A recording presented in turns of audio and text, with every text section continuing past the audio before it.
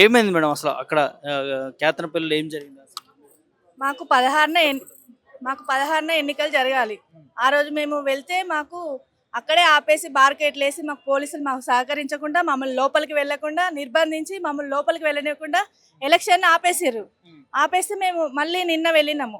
నిన్న వెళ్ళేసరికి సజావుగానే జరిగింది కౌన్సిల్ ఎలక్షన్. మేము అందరం ప్రమాణ స్వీకారం తీసుకున్నాము.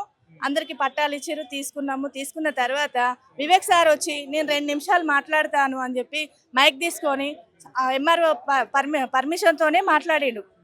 నేను మీ వివేక్ని మంత్రిని, నేను మీకు అందుబాటులో ఉంటా, నా నెంబర్ ఇస్తా, మీకు ఏమైనా అవసరాలు ఉంటే ఫోన్లు చేయండి, ఇదంతా నా గవర్నమెంటే, మీరు అందరు నాతో కలిసి పనిచేయాలి అని ఇంటెన్షన్ ఇస్తున్నారు.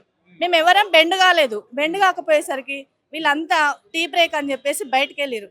ఎంపీ గారు, ఎమ్మెల్యే గారు, తర్వాత వాళ్ళ కాంగ్రెస్ సభ్యులు, ఒక ఇండిపెండెంట్ వ్యక్తి అక్కడ ఏం చేసిర్రో ఏమో కానీ ఒక 10 నిమిషాల వరకు బ్రేక్ తీసుకొని లోపలికి వచ్చి అట్లా కూర్చోగానే మా ముని అనే అన్న మీదకి అటాక్ తిరిగిండు.